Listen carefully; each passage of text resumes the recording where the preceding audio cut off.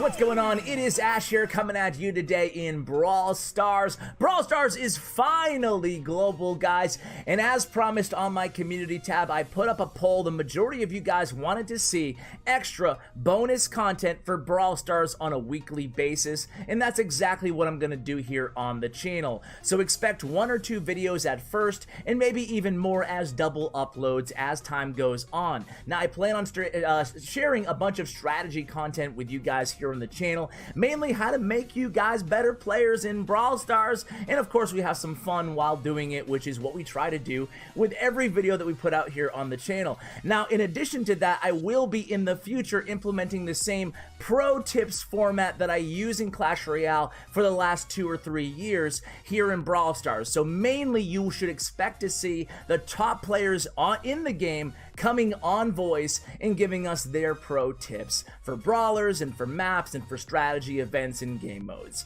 But today we're going to talk about 5 beginner mistakes that you guys should look to avoid. Do not make the same mistakes that I did. But before we get to the top 5, I want to start out with a bonus tip. There's a lot of guys who have been grinding and playing and uploading content for Brawl Stars every single day during the long beta period. So I want to give a shout out to some of those guys, and as a bonus tip, you guys should check them out. All the links to their channels will be in the description below because they put in a ton of time, and all the tips that I've learned from the game have really been from them. So I want to give them some love to start things out, and they are Brawl Stars Ray, Chicken, Kairos Time, Lex, Coach Corey, and Ark. Again, all their channel links will be in the description below, so big shout out to those guys. So mistake number 1 is mismanaging your gold in Brawl Stars, and this is a big one. In the early game in Brawl Stars, it feels like gold is at a surplus. You have a lot of it at your disposal, and it's gonna feel like it's stacking up, and heck, you should be using it.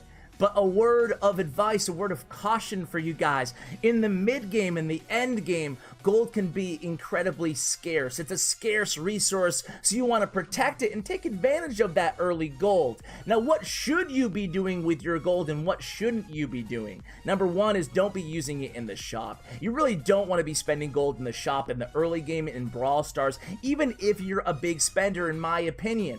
Instead, you should be focusing on just leveling up your brawlers. Level them up first, and don't be spending your gold inside the shop. Now, even when you get them to level 9 and you can start unlocking and spending gold on star powers, just be cautious, because when you get your first brawler to level 9, I think the tendency is to go out there and spend gold on star powers. But remember, you have a static 1% chance of taking a star power out of a brawl box throughout the game, and that's a 1% chance that can apply to that brawler. So you could actually use the gold and then realize, hey, I only have 1 brawler that I have the star power for anyway, and I'm gonna mitigate that chance, that 1% chance in every box, to be pulling that star power. So I would advise you guys to save your gold and just spend it on leveling up your brawlers. Mistake number 2 is mismanaging your gems. We talked about gold, now let's talk about gems. This game is not very pay to winny, which is a really great thing, one of the things that I love about the game. However, there is a lot of viable gem strategies and a lot of bad ways to spend your gems. Now, I gotta rephrase, there's really no bad ways to spend your gems, but unless you're just a baller, you're a whale, and you don't care, you'll spend hundreds or even thousands of dollars in the game, I would recommend you guys go ahead and not just buy the regular gem offers in the game. Rather, you're gonna get way more bang for your buck, way more value out of simply purchasing the token doubler. The token doubler is going to present the best value, and you'll have to play the game in order to see the value out of that, which is a good thing. You don't want to be that guy or gal who just maxes out your account, but you're still a huge noob. That playtime and experience will be incredibly valuable to your guys, and you'll still see way more value because of that token doubler. So token doubler is going to be the way to go in terms of where and how to spend your gems early on. Now, if we had to talk about the fastest way and the most affordable way to max out your account. The cheapest way to max out your account in Brawl Stars is, no doubt about it, basically just Robo Rumble, right? Not really boss fight, aka hunting party, I think they call it now. It's a great return on tickets in Robo Rumble, excuse me. So the cheapest way to max your account is to only use your tickets, even buying tickets there, and only playing Robo Rumble on the weekends. Definitely the way to go in terms of the biggest value proposition inside the game for your gems. So buy tickets and use them on Robo Rumble. Now, number 3 could have easily been number 1. Maybe it should have been, because right now 90% of the players, if not more in the game, are brand new. And if you create a new account right now, those of you who have been playing for a while, you'll see a lot of people not understanding the roles of the different brawlers. Not every brawler is created equal in every different game mode or event, and every different role they're taking on within those game modes or events. So not every brawler is going to be running for the gems in Gem Grab and being a carrier, or being a ball carrier in Brawl Ball. You really have to recognize the roles of all these brawlers, and the best way to do so, on top of checking out these YouTube channels such as Kairo's tier list guide, or Corey does Brawl Star rankings as well, and we'll be doing some of that as well in the future and giving specific brawler guides, and even further maybe an archetype guide to the different archetypes. But let's just go ahead and run through a few of them for you guys right now. In support, the healing brawlers, we have brawlers like Pam and Poco. In control, you see some of the throwers like Barley and Mike, and then Spike to a degree as well. We see hybrid brawlers like Nita, who has that bear, Jesse, who has the turret, and even Penny. We see tanks like Bull and Primo and Frank. And of course DPS like Rico or Brock or Piper. Those are ranged units. So obviously, just as intuition might go ahead and tell you guys, the ranged high DPS brawlers are usually going to be a little bit more squishy. You don't want to have that tanky carrier type role in a lot of these game modes. And of course, we could go more in depth with which brawler supers can break walls, for example, but we'll save all that stuff for another video.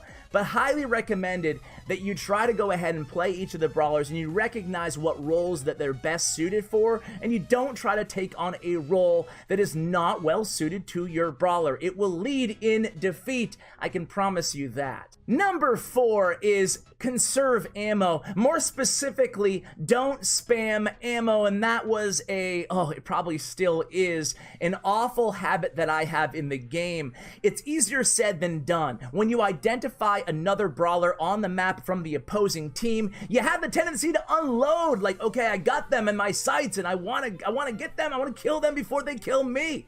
However, you have to be very careful, guys. You really need to make sure you pick and choose your shots wisely. Now, auto aim should really only be used for the close range, tanky type brawlers. You don't want to get in the habit of using auto aim for mid-range or long-range brawlers. Even though you might see some moderate success with it early on, once you get to that mid-game and the end game in Brawl Stars, it is not going to be a good habit to develop early on. So do not use your auto aim for mid and long range brawlers. Now, more importantly, there's two combat situations, there's two types of situations when you would fire in the game: a direct combat and an indirect or non-combat situation. Direct combat is pretty self-explanatory. You're going one-on-one or one-on-two or two-on-two, it doesn't matter. You're engaging in a firefight right there, or a melee fight right there with your opponent, and you just want to choose your best shots, use the map to your advantage, and make sure again you understand your brawler's strengths. And then there's the non-combat situation.